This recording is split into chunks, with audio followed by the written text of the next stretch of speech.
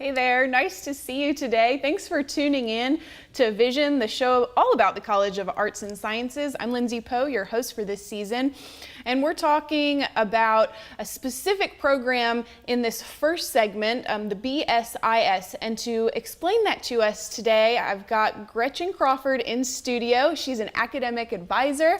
Welcome to the show. Thanks for having me. Okay, so BSIS, kind of a mouthful, but it's a Bachelor of Science in Interdisciplinary Studies, which makes it unique in this college, right? Can you speak to that? Well, it's unique because it allows students to customize a program based on their individual and career goals. And so what are some of, I guess, the standout courses or combinations of courses that you have seen over the years? Well, we require the professional seminar class to be taken your final semester, and this class covers everything from cover letters, resumes. It even requires you to attend job fairs, teaches interviewing skills, writing skills, and it also allows you to network with other BSIS majors, as well as preparing you how to market this diverse degree. So that's kind of the capstone class then, like kind of at the end of the curriculum. How does it work up until then? Are the first couple of years gen ed like they are for most students? Well, after you meet your core requirements, we require you to pick 2 to 3 emphasis areas, and these emphasis areas have to come from at least 2 different colleges, and we require 36 hours in upper level classes for these emphasis hours. Okay. What type of students do you typically see come through the program? What are their career goals? That's another reason why this program is so unique.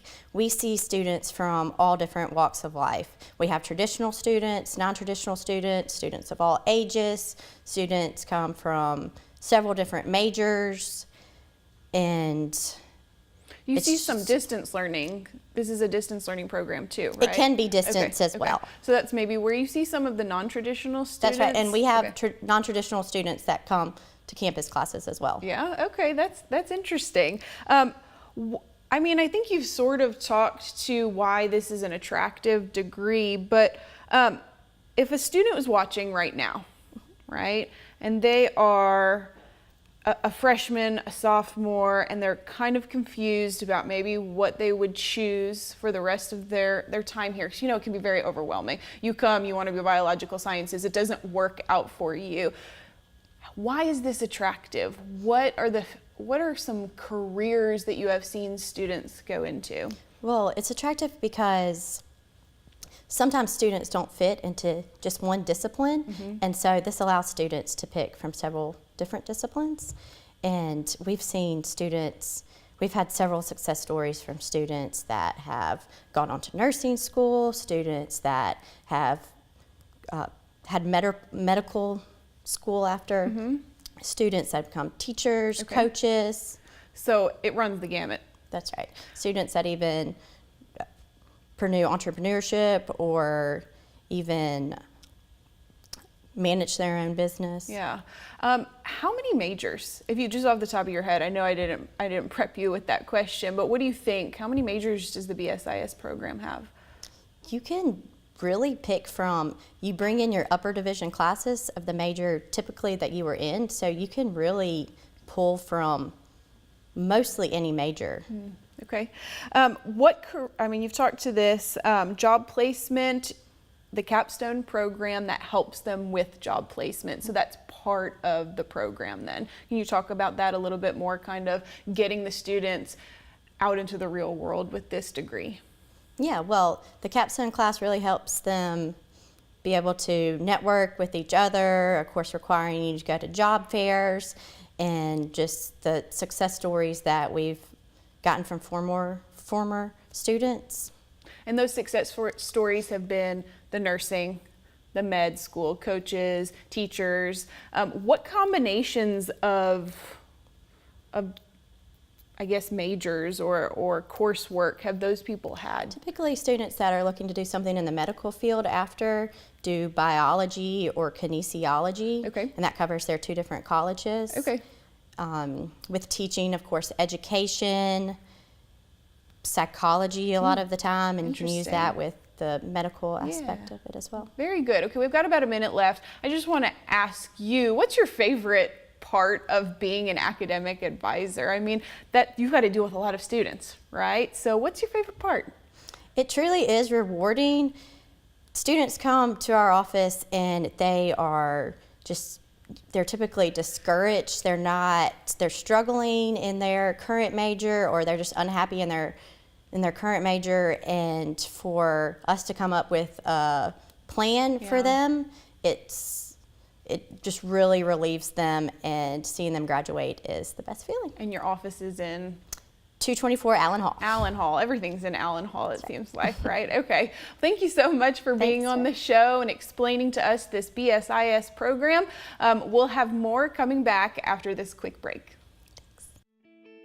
Have you ever thought about what it would take to eliminate one of the most dreaded illnesses of the year? At Mississippi State University, we're dreaming big, fast on the heels of scientific discoveries that will lead to the prevention, diagnosis, and treatment of flu and other illnesses. For researchers, the biggest challenge is keeping pace with viruses that are constantly evolving to become more contagious. But at Mississippi State, we have the upper hand. Our scientists are working with teams around the world to predict when and where new viruses will emerge, combining forces to create flu vaccines before epidemics actually hit. That's because, as a premier research university, we believe it is our responsibility to help improve the lives of those around us. And we're working hard to help create a world where the flu is something children will one day read about in history books. Heard an echo down the well where my heart once hung. Hear my name ringing when I'm done.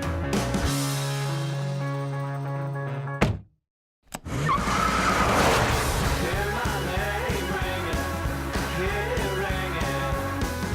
Hear my name ringing.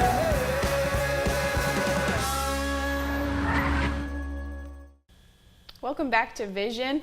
We now have Hannah Bateman in studio. She's an admissions counselor in the College of Arts and Sciences. Welcome to the show, Hannah. Thanks for having me. She's a busy bee this summer. She's doing all sorts of things with orientation and advising students through that.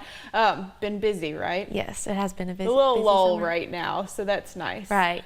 It's the calm before the storm. The calm before the storm, meaning fall. So let's start off with, you're here to talk about a couple of different things. First, the admission process, this maroon at midnight, big deal.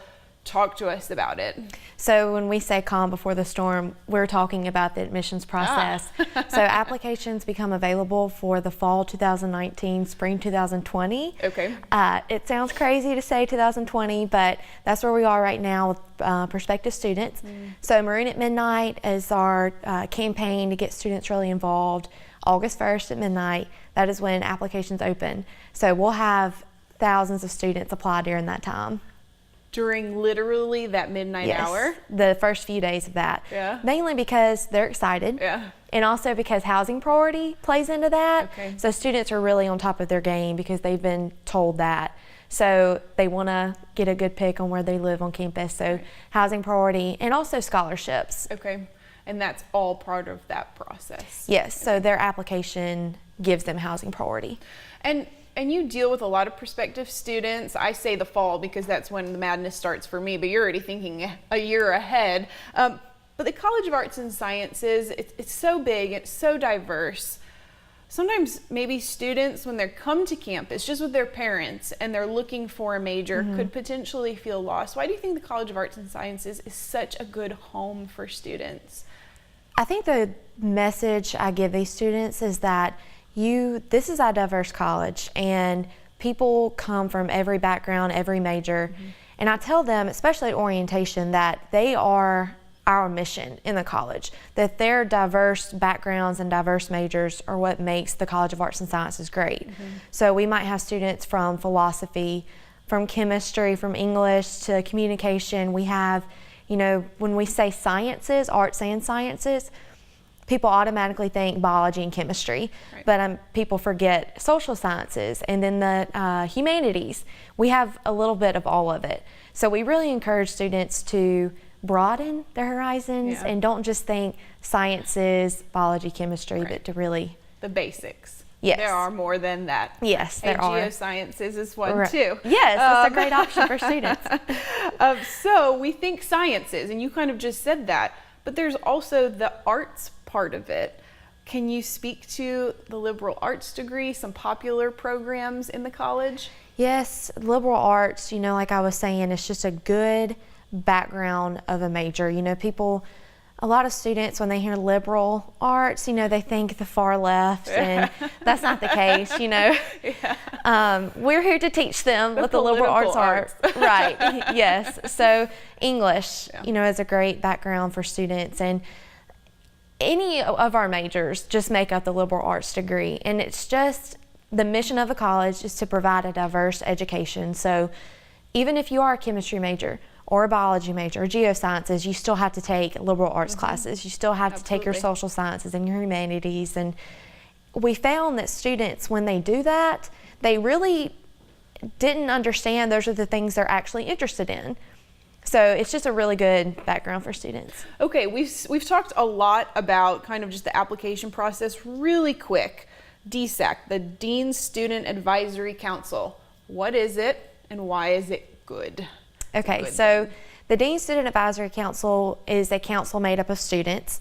It's sophomores, juniors, seniors, like upperclassmen. The application process starts in April, so we've already have our students for this upcoming year.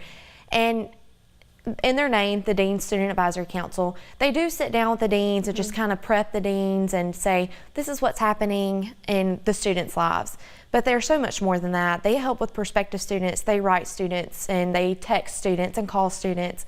They also help with current students, and that's something they're really trying to broaden. They want to be a resource for students on campus, specifically freshmen, because out-of-state students, they would like to talk to somebody from their home state. So that's what they're there for. And the application process then for the 2019-2020 would be this coming April. Yes. During this school year. Yes. Okay. And people who want to use them as a resource can just find a link on the dean's website?